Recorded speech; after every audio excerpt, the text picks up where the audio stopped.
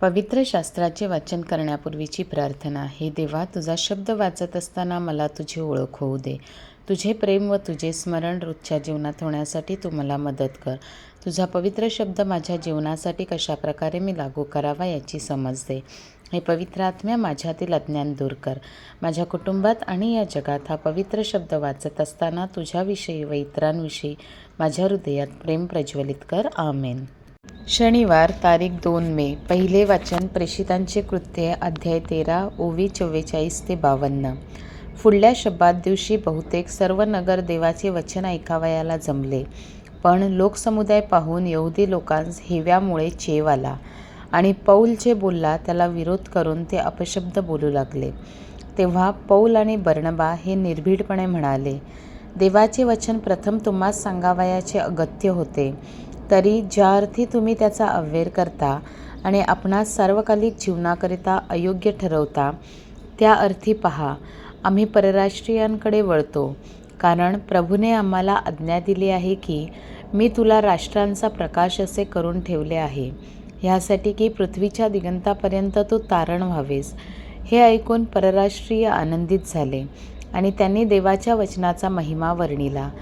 तेव्हा जितके सार्वकालिक जीवनासाठी नेमलेले होते तितक्याने विश्वास ठेवला आणि प्रभूचे वचन त्या सर्व प्रांतात पसरत गेले. तेव्हा यहुदी लोकांनी भक्तिमान व कुलीन स्त्रियांना आणि नगरातील मुख्य पुरुषांना चिथवले आणि पौल व बर्नबा यांचा छळ करून त्यांना आपल्या सीमेबाहेर घालवून दिले. त्यामुळे ते आपल्या पायांची धूळ त्यांच्यावर झटकून इक्युन्यास गेले. इकडे शिष्य आनंदाने आणि पवित्र आत्म्याने पूर्ण झाले. हा प्रभूचा शब्द. देवाला धन्यवाद. प्रतिसाद स्तोत्र. पृथ्वीच्या कानाकोपऱ्याने आमच्या देवाचा विजय पाहिला आहे. शुभवर्तमान. योहान अध्याय 14 ओवी 7 ते 14.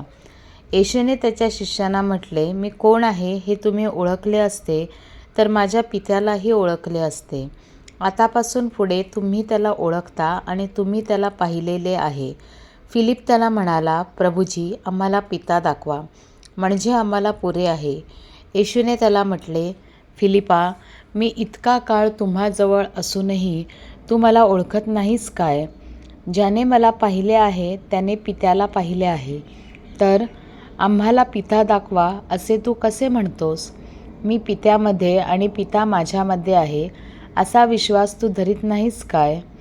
ज्या गोष्टी मी तुम्हाला सांगतो त्या मी आपल्या स्वतःच्या सांगत नाही. माझ्यामध्ये राहणारा पिता स्वतःची कार्ये करतो. मी पित्यामध्ये आणि पिता माझ्यामध्ये आहे हे माझे तुम्ही खरे माना, नाहीतर माझ्या कृत्यांमुळे तरी माझे खरे माना. मी तुम्हाला खचित सांगतो, मी जी कृत्ये करतो ती माझ्यावर विश्वास ठेवणाराही करेल आणि त्यापेक्षा मोठी करेल, कारण मी पित्याकडे जातो. पुत्राच्या ठायी पित्याचा गौरव व्हावा म्हणून तुम्ही जे काही माझ्या नावाने मागाल ते मी करेन. तुम्ही माझ्या नावाने माझ्याजवळ काही मागाल तर मी ते करेन. प्रभूचे शुभवर्तमान. हे ख्रिस्ता, तुझी स्तुती असो. चिंतन. आजच्या पहिल्या वाचनात पौल आणि बर्नबा सुवार्तेचा प्रचार करत असताना त्यांना नकाराचा सामना करावा लागतो. तरीही निराश होण्याऐवजी ते आनंदित होतात आणि त्यांचे कार्य चालूच ठेवतात. ते येशूची सेवा करत आहेत आणि त्याच्या तारणाचा संदेश सांगत आहेत हे जाणूनच त्यांना आनंद मिळतो. आजचे शुभवर्तमानही आपल्याला हेच शिकवते की खरा आनंद इतरांच्या मान्यतेवर अवलंबून नाही, तर तो येशूला जाणून घेण्यामध्ये आणि त्याच्याबरोबर विश्वासाने चालण्यामध्ये आहे.